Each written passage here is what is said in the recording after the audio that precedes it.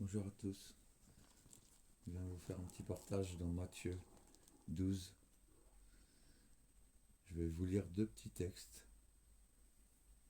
Le premier texte s'appelle « Guérison d'un homme à la main sèche le jour du sabbat ». Le deuxième texte s'appellera « Nombreuses guérisons ». Tout ceci se trouve dans le chapitre 12, à partir du verset 9. Avant toute chose, que le Seigneur vraiment vous fortifie à continuer à vous accrocher aux valeurs que Christ nous a enseignées. Continuez à pardonner ceux qui vous font du mal et qui vous persécutent, à prier même pour eux, car c'est la parole qui nous demande. Je voudrais aussi rappeler à chacun de nous pourquoi le sacrifice, pourquoi la croix, et d'où elle est venue. Son amour a été si grand qu'il a supporté la méchanceté, la tyrannie, jusqu'à même marcher avec sa croix. Il a pardonné celui qui s'en est pris à lui sur le chemin. Certains, bien sûr, connaissent l'histoire, connaissent tous les livres et peuvent même des fois réciter des chapitres. Mais la seule vérité, c'est que ce sacrifice a été donné par amour. Un amour qui nous enseigne et qui nous demande d'appliquer. La parole nous dit que toute cette parole ne vaut rien si l'amour ou la charité n'est pas appliqué. Certains peuvent appliquer toutes les règles, les fêtes, comme des rituels.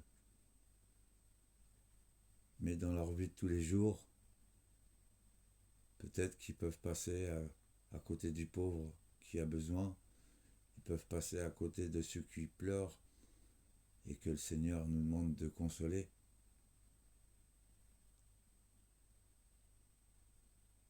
La vérité, c'est que on peut pratiquer tout ce qui est écrit, mais si on ne pratique pas l'amour, si on ne la vit pas surtout, cette parole n'a aucune valeur. En tout cas, je vous souhaite vraiment une belle journée et que le Seigneur vous fortifie. Je vais vous lire ces deux textes. Chapitre de Matthieu 12, au verset 9. Guérison d'un homme à la main sèche le jour du sabbat.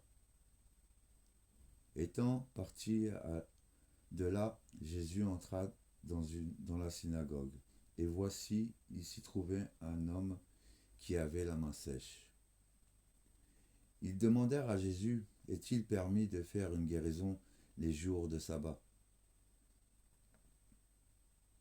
C'était afin de pouvoir l'accuser. Il leur répondit, lequel d'entre vous, s'il n'a qu'une brebis et qu'elle tombe dans une fosse le jour du sabbat, ne la laissera pour l'en retirer? Combien un homme ne vaut-il pas plus qu'une brebis? Il est donc permis de faire du bien le jour du sabbat. Alors il dit à l'homme, étends ta main. Il étendit sa main, et elle devint saine comme l'autre. Vous voyez dans ce petit texte, les pharisiens pratiquaient tout. Pratiquaient les fêtes, toutes les choses ordonnées,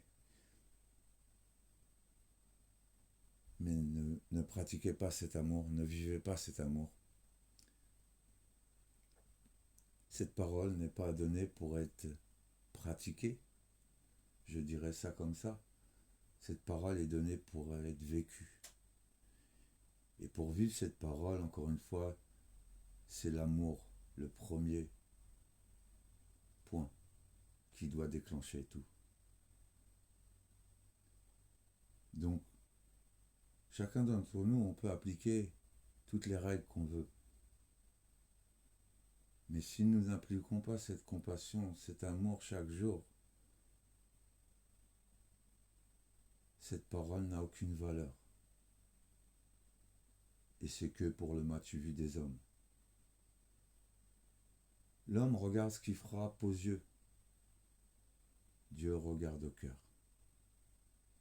Je vous lis le deuxième texte, à partir du verset 14 du chapitre de Matthieu 12. Nombreuses guérisons. Les pharisiens sortirent et ils se consultèrent sur un moyen de le faire périr. Mais Jésus, l'ayant su, s'éloigna de ce lieu. Une grande foule le suivit, et il guérit tous les malades.